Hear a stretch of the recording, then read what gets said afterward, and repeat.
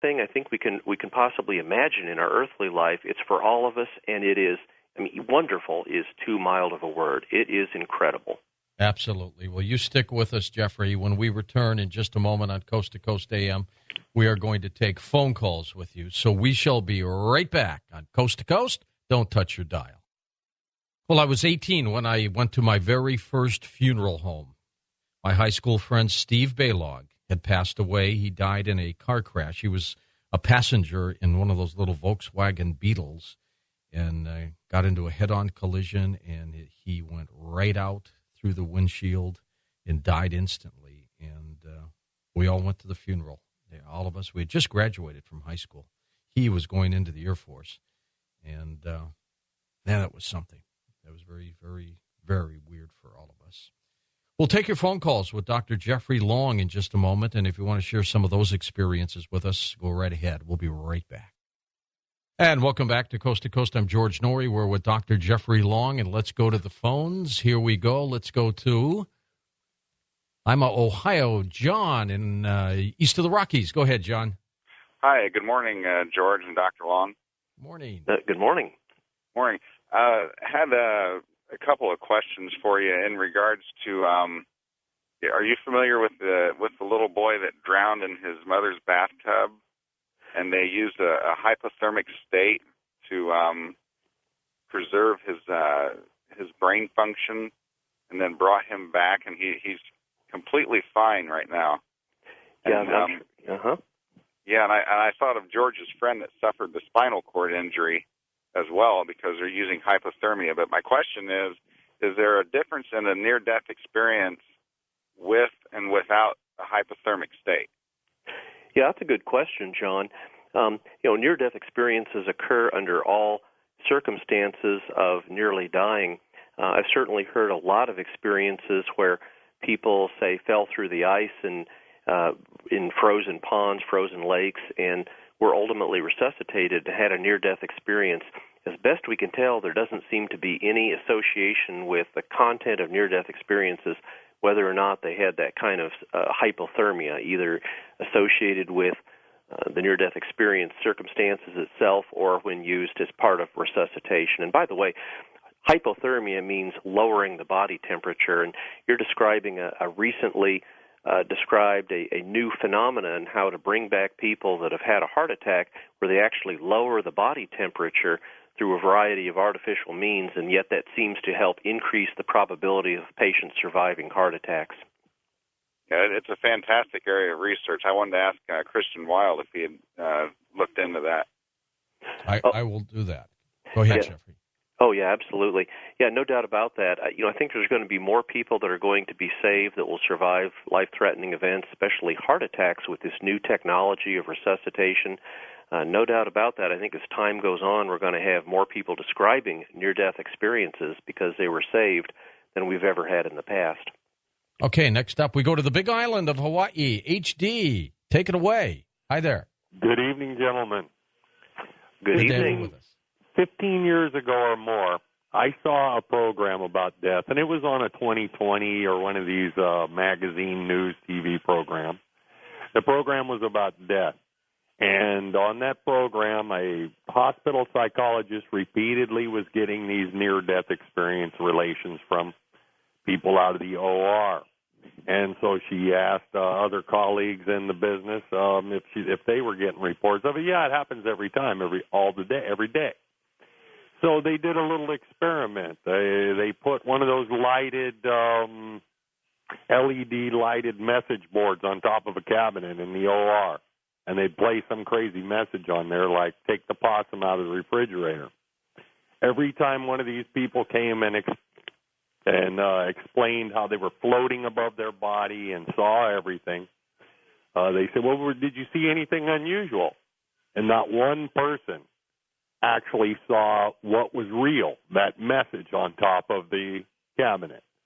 Now, in your first appearance in January, I almost put my finger out trying to get through. My question is, you never cited any research to the contrary of your hypothesis, and you consistently referred to the scientific method. what thousands of experiments with the same result have you done to prove your hypothesis? Yeah, good question, HD. Of course, I've studied over 1,400 near-death experiences, so we've certainly looked at a lot of those types of experiences. The types of experiments that you're talking about are the so-called prospective studies where they place targets. A very common phenomena, about 45% of near-death experiences have an out-of-body experience early on during their near-death experience. Their consciousness rises above their body, and from often ceiling level or around that level, they see their own body and often the frantic resuscitation efforts going on at the time of their life-threatening event. Now, there's been 5 separate prospective studies where they've placed targets. And there's been about a dozen patients that had near-death experiences at the time of these studies where there were targets placed, but HD, not a single one of these studies involved someone having a near-death experience where their point of consciousness, in other words, where they were looking or where they were aware of, was directed toward that target. So, of course, none of them, as a result, saw what was on the message in the target. The bottom line is we need to continue that kind of research, and there's actually a major study called the AWARE study, AWARE, ongoing in many, many hospitals, and hopefully we'll have that addressed when we get results from that study in the years to come. An intriguing line of research, no doubt about that. And, Jeffrey, does anybody listen to doctors and nurses, those who are attending people who truly pass on and they see the ectoplasm rising out of the body, the soul perhaps? Yeah, that's been very commonly described, certainly in the spectrum of near-death experiences around the time. It's interesting, people over and over, loved ones, family members, friends that are with those that are dying will periodically describe, if you will, a light, a presence, or they may even actually sense the departure of something with the person who's dying and how it departs the body, and typically that's associated with the actual moment of death. So absolutely, that's been observed consistently. Ziegler, Illinois, welcome to Coast. Jerry, go ahead. Good morning.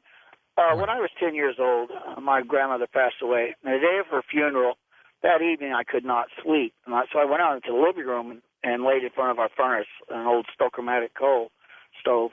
And I seen my mother walk out of her bedroom, and I didn't want to startle her, so I yelled, "Mom," just to let her know I was there. She continued to walk, and I yelled "Mom" a couple times. She stood in front of me and then turned and went to my sister's bedroom and then came back to me, and that time I yelled "Mom" very loudly, and I heard my mom say "What?" from her bedroom.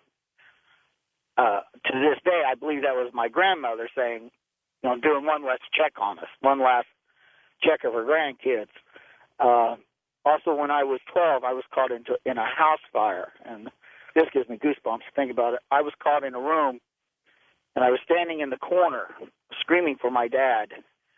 The room was in complete flames, and my dad didn't live with us, and I was just screaming with my dad. And then all of a sudden, I could see I could see me. I mean, I was like looking down at me. And I spoke, and I said, "If you leave now, you'll only be burnt. If you leave now, you'll only be burnt."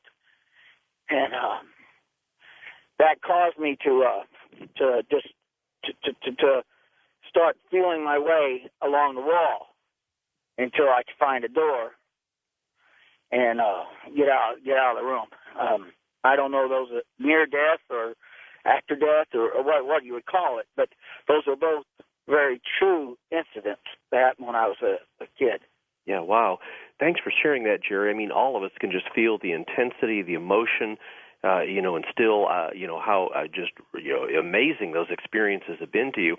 With regard to your grandmother after she died and you saw that entity, that's probably what's called an after-death communication, and that's not at all unusual where people actually see, hear, or sense the deceased, and that's been well described in a variety of circumstances, dreams or non-dream states.